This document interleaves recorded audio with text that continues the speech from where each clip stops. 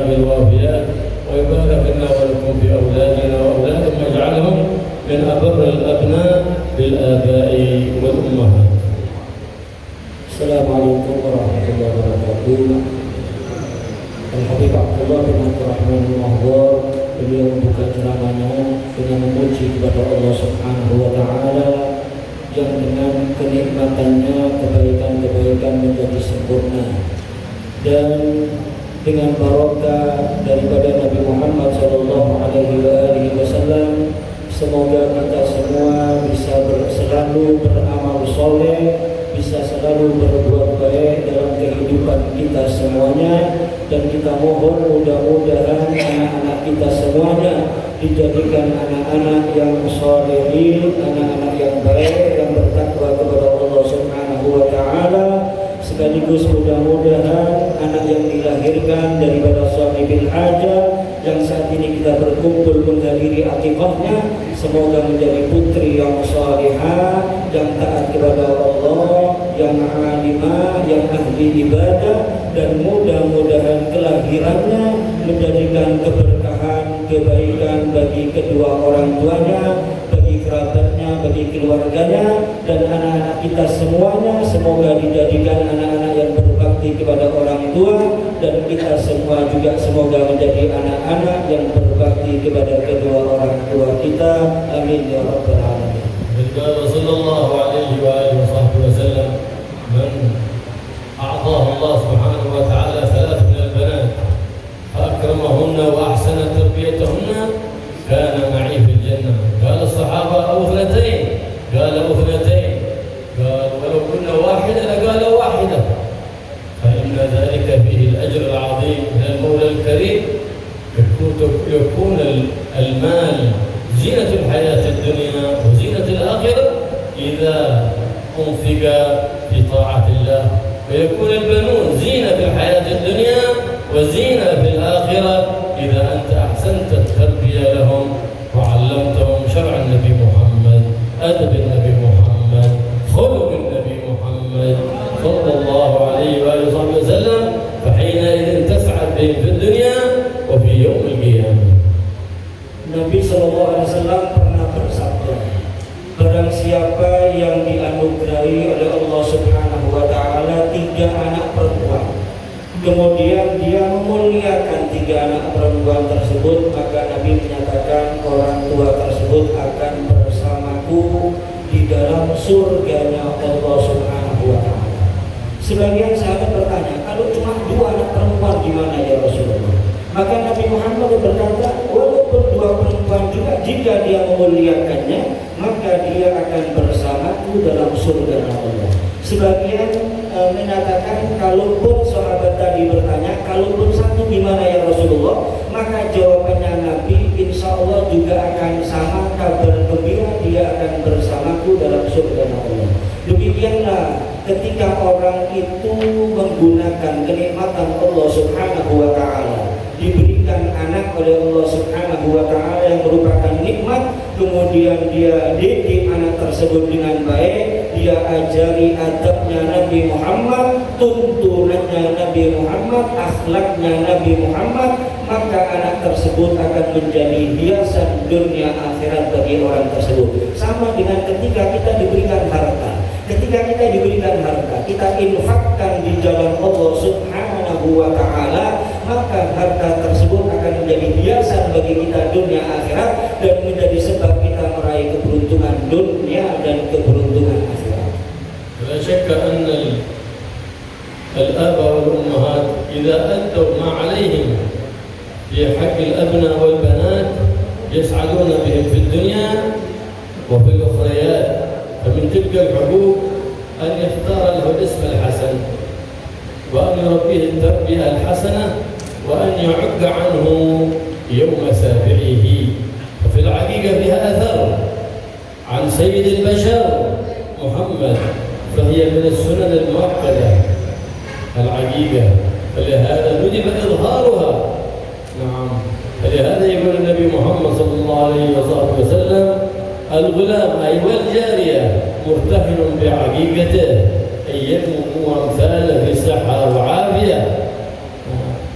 ولها أثر في شفاعة الأبناء للآباء يوم القيامة، فيها أثر عندما تكتب الحسنات التي يعملها الصغار للآباء والأمهات، فهذا كله من حسن أداء الحقوق للآباء والأمهات في حق الأبناء والبنات.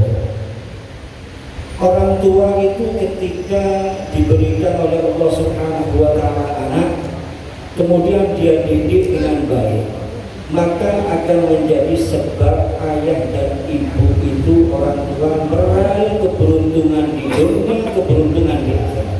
Oleh karena itu perlu sekali diperhatikan hak-haknya anak yang harus dipenuhi oleh orang tua. Di antaranya orang tua itu wajib memberikan nama yang baik kepada anak-anaknya. Yang kedua, mendidik yang baik kepada anak-anaknya. Kemudian termasuk haknya anak atas orang tuanya, yaitu melakukan akikah semacam ini, dan afdalnya di hari ke-7. Maka itu akikah ini adalah ada pengaruhnya yang sangat luar biasa. Oleh karena itu sangat ditekankan oleh Nabi Muhammad SAW itu untuk melaksanakan akikah kepada orang tua, sehingga juga orang tua dianjurkan ketika akikah, karena ini sunnah yang sangat ditekankan, untuk disiarkan, untuk dirayakan ya seperti yang mungkin akikah tersebut, karena memang di situ ada pengaruh bagi orang tua, pengaruh bagi anak. Disebutkan oleh Nabi SAW bahwasannya al-waladu abil jariyatu murtahinun bi'aqiqatihi. Anak itu akan perkembangannya akan menjadi perkembangan yang normal sesuai dengan anak-anak di sebayanya ketika orang tuanya melaksanakan akikah. Kemudian juga termasuk pengaruh yang luar biasa bagi orang tua ketika mengakikahi anaknya, maka insya Allah anak tersebut kelak akan bisa memberikan syafaat bagi orang tuanya di akhirat. Yang ketiga, ketika anak itu diakikahi, maka itu juga ada pengaruhnya di dalam masalah kebaikan-kebaikan yang dilakukan si anak ketika belum balik, pahalanya akan tercatat untuk orang tuanya. الأب والأم سبب في تحصين الأبناء. من حين ما يقرب الرجل المرأة ويجامعها، قال النبي محمد إذا ذكر الله وقال بسم الله اللهم جنبنا الشيطان وجنب الشيطان ما رزقتنا، لو قدر الله أن يكون هناك ولد لم يمسه الشيطان أبدا. هذا التحصين الأول. التحصين الثاني في أيام الحمل، فالحمل له إدراك، المرأة تسمع القرآن، تسمع الخير، تقرأ الأوراق، له ذلك صلاح في البطن. فإذا خرج من بطن أمه ندب لنا النبي محمد الأذان في الأذن اليمنى والإقامة في الأذن اليسرى، قال فإنه أول ما يخرج ينقذه الشيطان فيصيح، فإذا أذن هرب الشيطان خوفا من الأذان. فلهذا ندب لنا الأذان في الأذن اليسرى، الإقامة في اليسرى والأذان في الأذن اليمنى. Kedua orang tua itu sangat berperan penting dalam menjaga anaknya, dan itu dimulai ketika orang tua mau melakukan hubungan suami istri. Sangat dianjurkan oleh Nabi Muhammad SAW untuk membaca doa. Ya Allah, jauhkan kami daripada setan dan jauhkan apa yang Kau anugerahkan kepada kami daripada setan. Maka ketika itu dibaca sebelum suami istri ini melakukan hubungan intim, maka insya Allah kalau jadi anak-anaknya akan jauh daripada tipu dayanya setan atau gangguan setan. Kemudian ketika hamil, seorang ibu ketika hamil, aktivitasnya ibu ini ada pengaruh kepada janin yang ada dalam kandungan. Oleh karena itu ketika ibu itu hamil, dia semakin meningkatkan ibadahnya, dia semakin meningkatkan bacaan Al-Qur'annya, zikirnya, sholatnya, maka itu akan menjadikan anak yang dalam kandungan menjadi baik. Demikian juga ketika telah dilahirkan. Di mana kita dianjurkan oleh Nabi Muhammad SAW? Ketika anak kita lahir, ya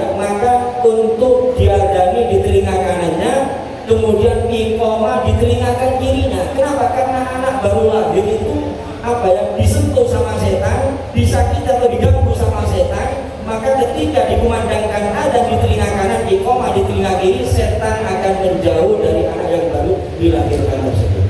وسنة في اليوم السابع التسمية باسم الحسن وذبح العقيقة التي فيها تزكية للطفل ونماء ويسلمه الله من الآفات ومن الفيروسات ومن الأمراض والبليات، ويحلق شعره ويوزن ويتصدق بزينته ذهبا أو فضة.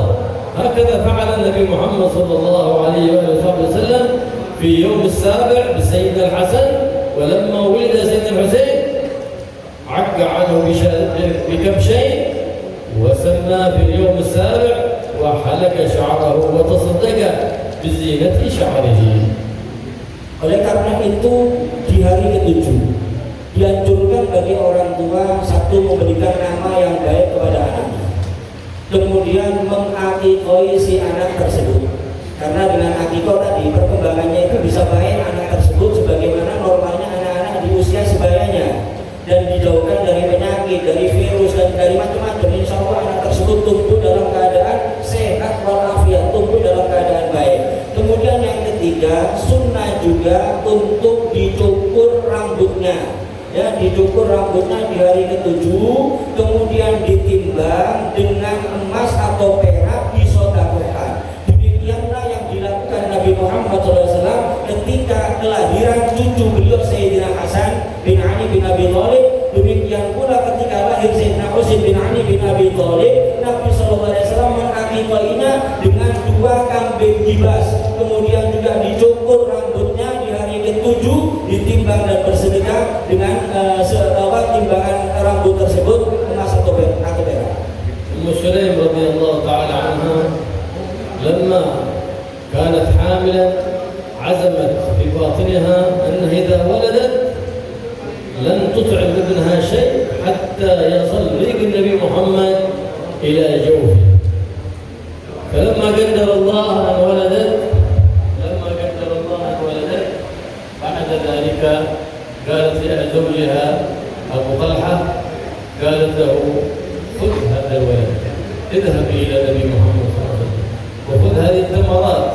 فأعطته تمرات فذهب بهن يبحث عن النبي محمد فلم يجده في بيته، فذهب يبحث عنه حتى وجده فقال له إن أم سليم أي أم سيدنا أنس بن مالك رضي الله تعالى عنه تقول لن يدخل شيء في طفلي حتى يدخل ريق النبي محمد.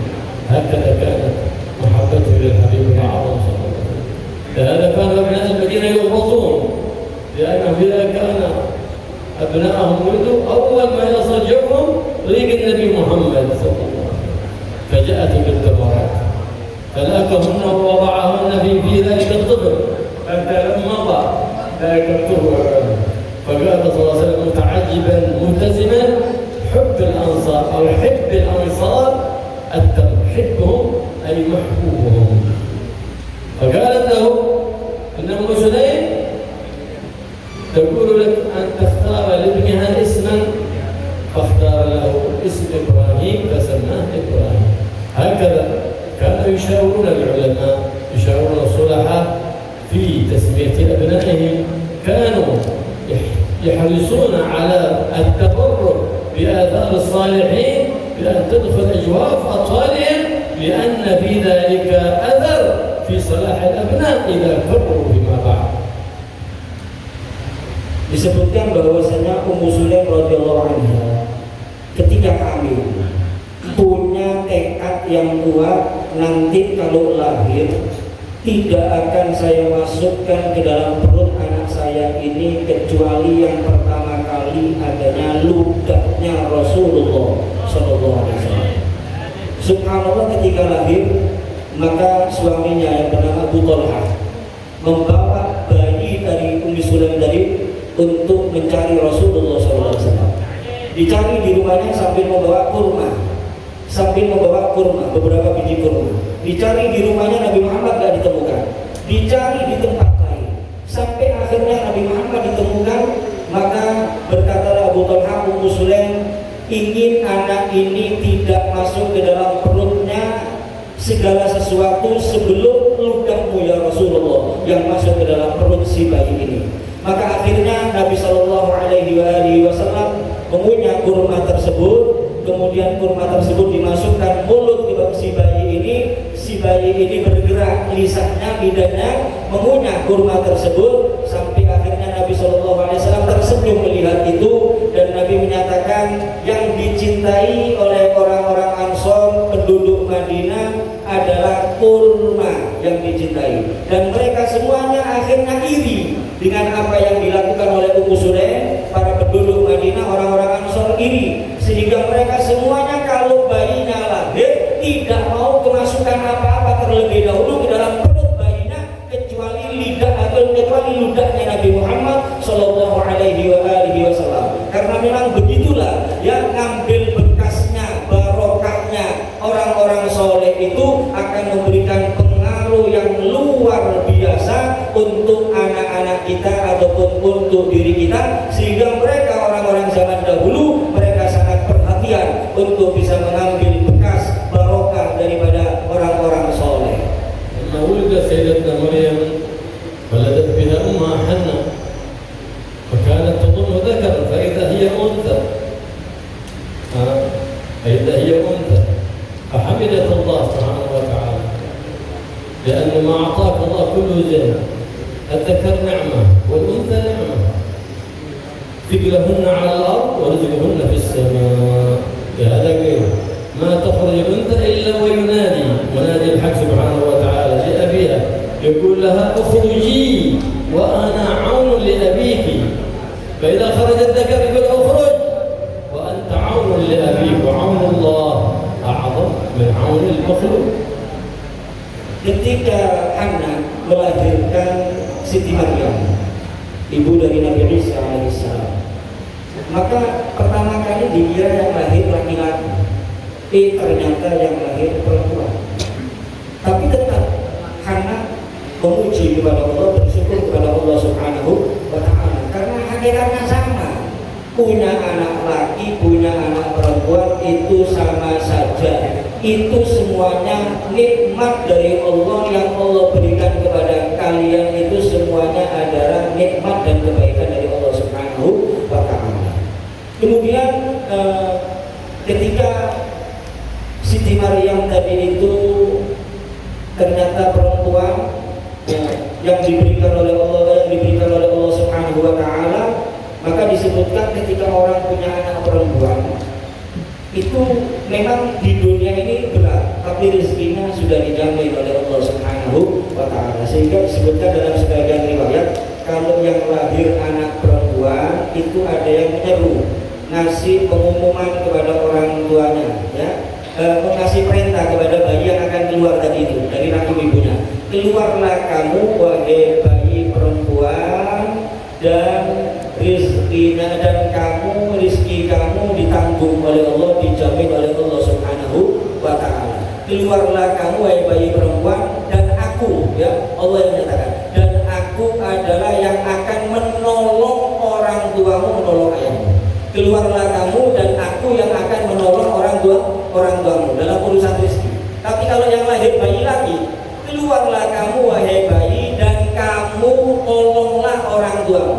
Begitu kabar gembira ketika orang tua itu melahirkan bayinya. Ketika bayi perempuan, Allah yang akan menolong, dan pertolongannya Allah dipastikan jauh lebih hebat, jauh lebih mantap daripada pertolongannya makhluk atau manusia. أول ما ولدت حنة ولدت بمريم حرصت على أن تحصنها فقالت وإني أعيذها بك وذريتها من الشيطان الرجيم. حصنتها هي وذريتها، فكانت مريم صديقة صالحة من الصالحات، عابدة من العابدات لله رب البريات سبحانه وتعالى.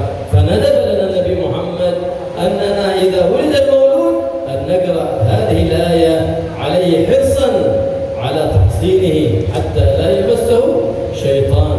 فهذا إذا قام الآباء والأمهات بما يجب عليهم من حسن التربية لأبنائهم وبناتهم حينئذ إذا كبروا يقومون بهم وبحقوقهم. فبر الأبناء والبنات لآبائهم إنما هو ثمرة من بر الآباء بالأبناء والبنات. فالله يجعلنا وإياكم من أبر الأبناء بالآباء والأمهات أحياء وأموات.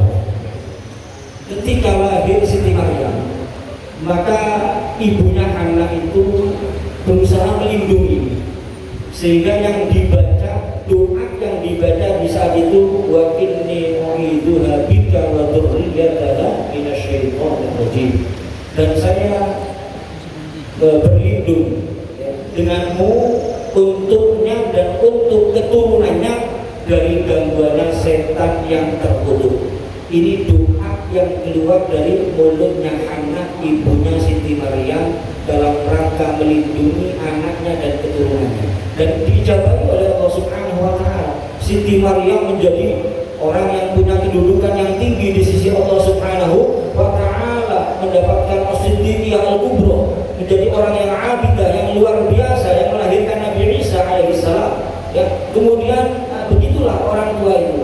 Sunnah ketika kita punya anak lahir laki atau perempuan, kita baca ayat tadi itu, wa inni u'idzuha bika wa dzurriyyataha minasyaitonir rajim, agar anak ini terlindungi dari tipu dayanya setan dan gangguannya setan. Dan orang tua ketika dia melaksanakan haknya anak dengan baik, punya anak laki atau punya anak perempuan, dididik dengan baik, maka harapannya anak-anak tersebut nantinya akan melaksanakan haknya orang tua ketika mereka menginjak dewasa. Anak-anak kita itu laki atau perempuan akan birrul walidain kepada kita, berbuat baik, berbakti kepada orang tua, itu adalah buah daripada kebaikan kita orang tua kepada anak-anak kita di saat mereka masih kecil, di saat mereka masih kanak-kanak. Kita didik dengan baik, buahnya mereka akan baik kepada kita, akan birrul walidain kepada kita orang tuanya. Kita mohon kepada Allah Subhanahu wa Ta'ala, mudah-mudahan kita semuanya dijadikan paling baktinya anak kepada orang tua kita masing-masing, baik orang tua kita yang masih hidup ataupun orang tua kita yang sudah meninggalkan alam dunia. Allah barik lana wa lakum fi hadha al-majlis wa ja'al majlisan mubarakan wa barik fi sahib al-haja wa fi al-mawluda al-mubarakah.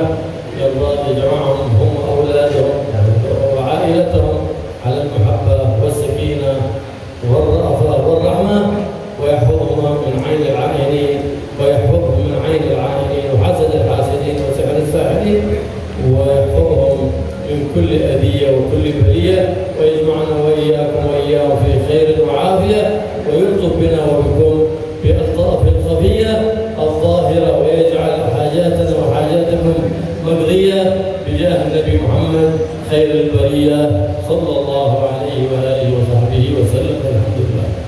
Mudah-mudahan Allah berikan kepada kita semua keberkahan dalam majelis ini, keberkahan bagi kita yang hadir, keberkahan bagi sahibul hajat. Mudah-mudahan anak sahibul hajat yang dilahirkan dipenuhi dengan barokah, keluarganya menjadi keluarga yang sakinah, mawaddah, warahmah, yang penuh dengan kecintaan, dan mudah-mudahan kita semua hajat kita, hajat dunia, hajat akhirat, semuanya dikabulkan oleh Allah